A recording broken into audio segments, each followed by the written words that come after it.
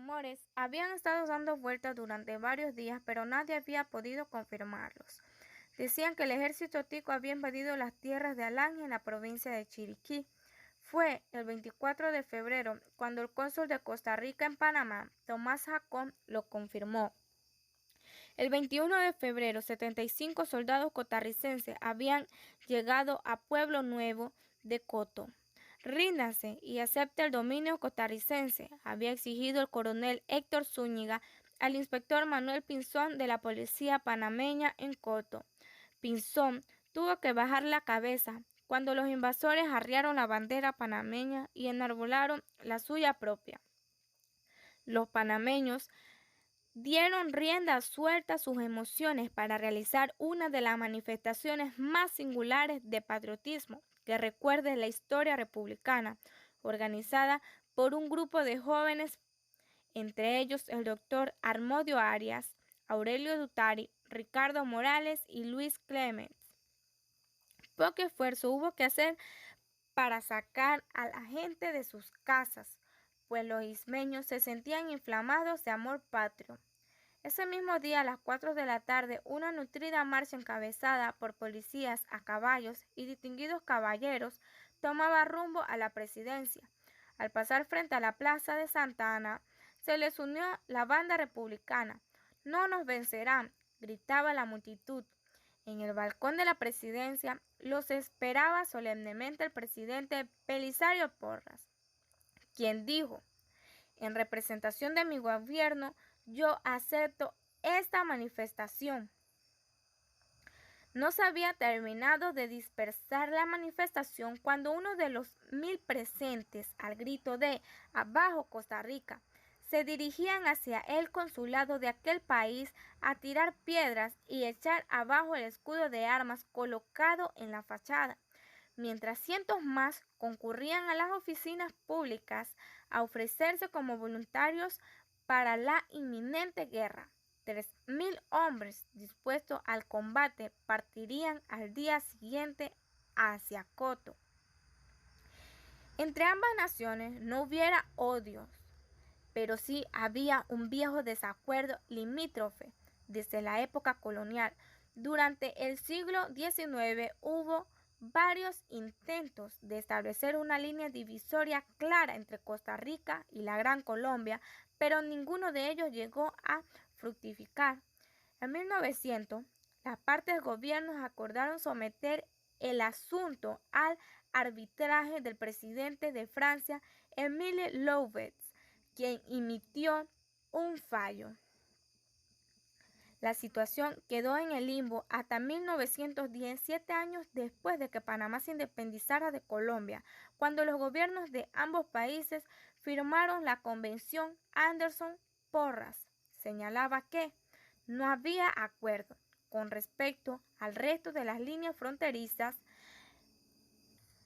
la que iba desde el punto de la cordillera central hasta la costa del Caribe. Ese mismo año, con el fin de dirimir sus diferencias, convinieron someterse a un nuevo arbitraje, que en esta ocasión se puso en manos del jefe de justicia de Estados Unidos, Edward Douglas Witt. El fallo Witt del 12 de septiembre de 1914 dibujó una nueva línea fronteriza en la zona no acordada, la caribeña, restando territorios a Panamá. Con respecto al fallo Loubet, Witt se había extralimitado a los poderes concedidos. Tras el rechazo de Panamá de este último fallo, el asunto quedó nuevamente en el limbo y cada país asumió, de acuerdo con sus propios intereses, su posición en unos territorios prácticamente desocupados y lejanos. Ese limbo resultaría el detonante de la llamada Guerra de Coto, al intervenir el presidente costarricense Julio Acosta García.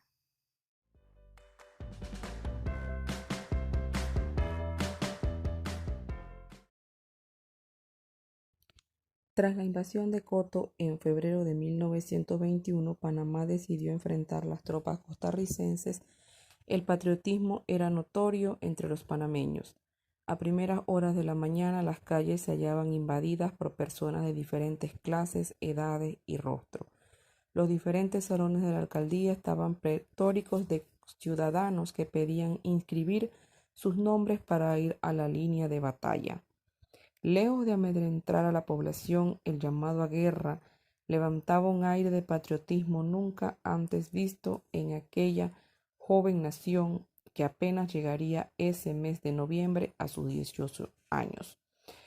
Pero la entusiasmada muchedumbre desconocía que aquel contingente armado no era el primer grupo de panameños que partía hacia Coto, donde ya se adelantaban los acontecimientos. La madrugada del 23 de febrero, desde ese mismo muelle en la ciudad de Panamá, había salido un primer buque, el Veragua, con 100 policías a la orden del general Manuel Quintero Villarreal. Fue una decisión tomada por el presidente Belisario Porras y su gabinete, al cual había convocado el mandatario con carácter de urgencia el día 22, tras recibir un telegrama urgente del gobernador de Chiriquí en aquellos tiempos, Nicolás Delgado.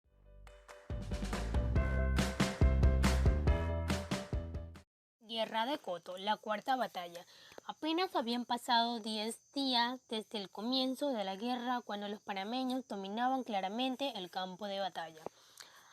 Las armas panameñas obtienen la cuarta victoria, anunciaba a grandes titulares la Estrella de Panamá en su edición del 4 de marzo de 1921. No habían transcurrido 10 días de la intempestiva invasión de las tropas costarricenses a Pueblo Nuevo de Coto, un villorrio ubicado en el área gris de las fronteras entre ambos países. Hasta este 4 de marzo el balance para el istmo de la incipiente guerra era de 3 lanchas capturadas, más de 100 prisioneros y un armamento de primera que se usaría en reemplazo de 3 viejos y oxidados rifles. Los panameños estaban entusiasmados por la nueva experiencia de guerra y se ufanaban de sus triunfos militares. Médicos extranjeros ofrecen sus servicios al país, decía un militar de las páginas interiores de la Decana el 2 de marzo. Los triunfos. La acumulación de triunfos panameños habían empezado el 27 de febrero al mando del capitán Tomás Armoyes y del coronel Laureano Gasca. Tan solo reemplazar la bandera costarricense con su enseña tricolor, los panameños empezaron a movilizarse para asegurar la defensa del pueblo villorrio. Pocas horas después de entrar en contacto con los prisioneros, los vigilantes se dieron cuenta de que había un patrón de conducta. La mayoría consultaba cada cierto tiempo su reloj.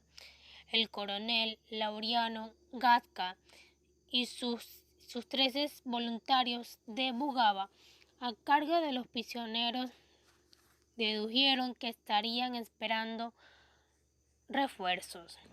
La corazonada demostró ser correcta cuando esa misma tarde a las 5:30 empezó a escucharse el ruido lejano de una lancha que navegaba río arriba hacia el poblado. De inmediato los panameños ocuparon sus puestos. Algunos de los hombres se colocaron a la orilla del río, detrás de un cocotero, otros detrás de las trincheras. La lancha se fue acercando con algunos de los ticos en la cubierta, totalmente ajena a aquel sitio que había sido retomado esa mañana. ¡Viva Costa Rica, muera Panamá!, gritaban eufóricos. Ya a pocos metros del muelle, al toque de una corneta, empezó el tiroteo que cogió a los ticos desprevenidos. 5 costarricenses murieron, 9 fueron heridos y 30 tomados prisioneros. Los heridos fueron conducidos a uno de los ranchos del caserío. Tercera lancha. Esa misma noche las tropas de Vázquez, todavía cansadas por el recorrido a pie y a caballo por la montaña, se disponían a preparar sus alimentos cuando oyeron el ruido de otra lancha que se acercaba por el río. Los oficiales se Los oficiales ordenaron apagar los fogones, tomar posiciones y esperar la orden de fuego. Era la esperanza una tercera embarcación tica con provisiones y 56 soldados. Así lo sorprendió el tiroteo que dejó 16 muertos, numerosos heridos y 46 prisioneros.